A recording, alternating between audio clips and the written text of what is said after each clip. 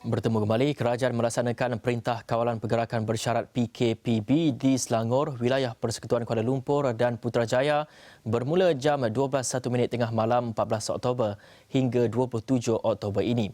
PKPB akan turut dilaksanakan di seluruh Sabah berkuat kuasa 12.01 tengah malam ini sehingga 26 Oktober ini. Bagi memahami mengapa PKPB dikuatkuasakan di 4 negeri dan daerah ini, bersama di talian Skype pakar dasar kesihatan awam Dr. Ko Swee Keng. Salam sejahtera Doktor. Doktor, kalau kita melihat kepada Kerajaan Persekutuan mengambil keputusan untuk melaksanakan PKPB di Selangor, KL dan Putrajaya, bagaimanapun Kerajaan Negeri Selangor menggesa supaya kawasan yang masih zon kuning ataupun hijau diberi kelonggaran. Apa agaknya pendapat doktor? Adakah lebih wajar PKPB penuh di seluruh negeri atau lebih bersasar? Susah untuk kita nak memahami buat masa sekarang sebab musabab kenapa kita mengenakan PKPB untuk seluruh kawasan Sabah, Selangor, Kuala Lumpur dan wilayah Persekutuan Putrajaya buat masa sekarang kerana Kementerian Kesihatan dan Kementerian Dalam Negeri masih tidak lagi mengeluarkan analisa dan data-data yang tidak terdapat di dalam surat khabar misalnya untuk kita memahami sebab kenapa kita kenakan PKPB. Salah lagi satu analisa yang kita perlu fahami dan hadapi buat masa sekarang adalah um, ke, kita boleh katakan ketidakberkesanan ya koordinasi di antara kerajaan persekutuan dengan kerajaan negeri dengan kerajaan di peringkat daerah seperti yang diketuai oleh pegawai-pegawai daerah. Sebab di Malaysia buat masa sekarang kita ada beberapa kita boleh katakan administrative unit ataupun unit-unit pentadbiran yang kecil daripada mukim, lebih besar peringkat daerah dan negeri dan peringkat persekutuan di peringkat negara juga. Dan koordinasi di antara 4 unit-unit pentadbiran ini adalah sangat penting. Kalaulah kita letakkan lagi unit pentadbiran secara majlis perbandaran, keadaan itu akan menjadi lebih rumit dan lebih susah untuk menjalankan koordinasi. Tetapi selepas 10 bulan kita bertungkus lumus melawan COVID, kita pada pendapat ramai pakar kesihatan awam, koordinasi ini sepatutnya lebih berkesan selepas 10 bulan kita menghadapi arus COVID. Baik, ada juga yang bertanya Pulau Pinang merekodkan peningkatan kes yang tinggi, 143 kes dicatatkan semalam. Namun tidak dikenakan PKPB seperti di KL, Putrajaya, Selangor dan juga Sabah. Mengapa agaknya ini, Doktor? Ada yang mempersoalkan tindakan PKPB ini terlalu drastik, ekstrim untuk diambil, malah kerajaan Selangor turut mempersoalkan mengapa seluruh Selangor dikenakan PKPB sedangkan di Hulu Selangor, Sabak Bernam masih dalam zon hijau. Pandangan Doktor?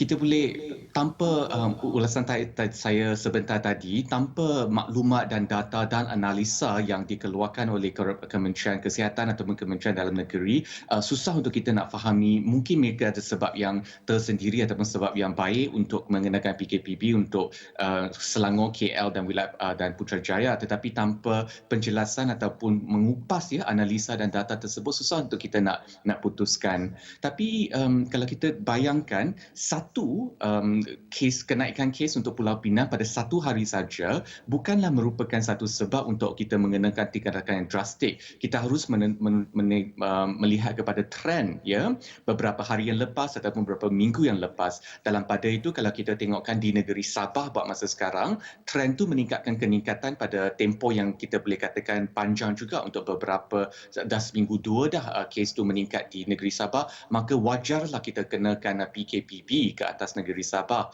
Tetapi kalau Pulau Pinang menunjukkan satu sahaja lonjakan kes pada 1-2 hari, kita tidak perlulah bertindak balas untuk mengenakan PKPB terhadap Pulau Pinang. Izinkan saya mengeluarkan lagi satu analisa ya, kalau kita kupaskan juga, negeri Sabah tu merupakan lebih kurang 12% daripada jumlah penduduk di satu Malaysia. Tetapi buat masa sekarang mereka mempunyai lebih kurang 25-26% keseluruhan kes di negara Malaysia. Jadi kalau kita tengokkan case density ataupun berapa kes kalau kita bandingkan dengan jumlah penduduk di negeri tersebut, maka itu merupakan satu fakta yang kita harus ambil kira semasa kita membuat keputusan sama ada perlu ataupun tidak perlu mengenakan PKPB. Baik, Doktor, dalam gelombang terbaru ini, pada mulanya hanya Sabah dan Kedah mencatatkan peningkatan kes mendadak.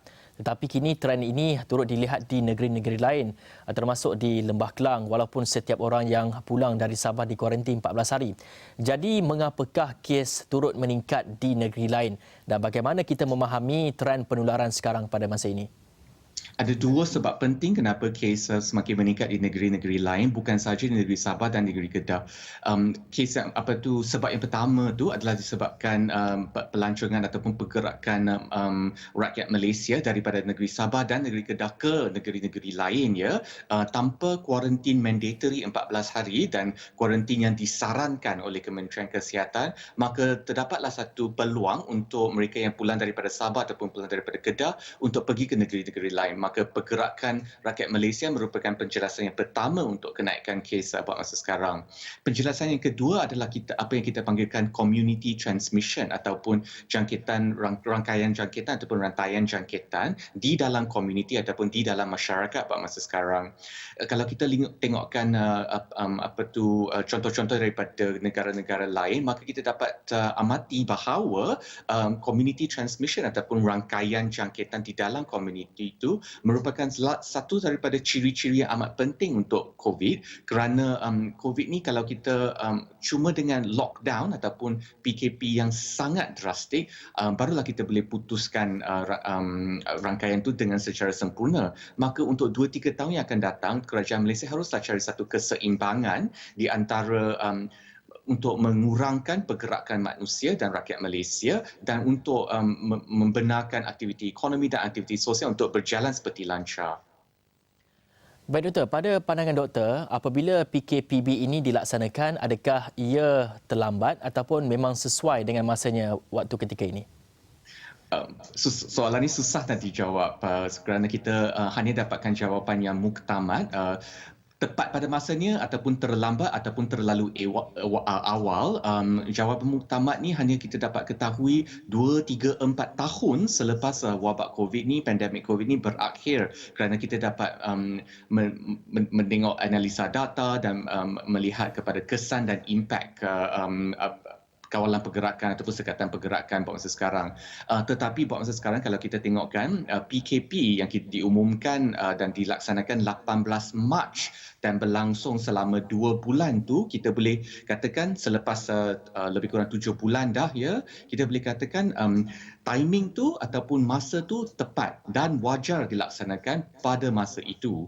Tetapi apakah yang kita dapat pelajari selepas 10 bulan kita bertungkus lumus melawan COVID, dan apakah penambahbaikan ke dalam sistem yang kita boleh pelajari iktibar dan memperbaiki sistem tu untuk memastikan bahawa peluang dan kebarangkalian untuk kita meletakkan PKPB tu diletakkan pada timing yang sangat wajar dan sangat tepat. Yang itulah soalan yang susah sikit dijawab.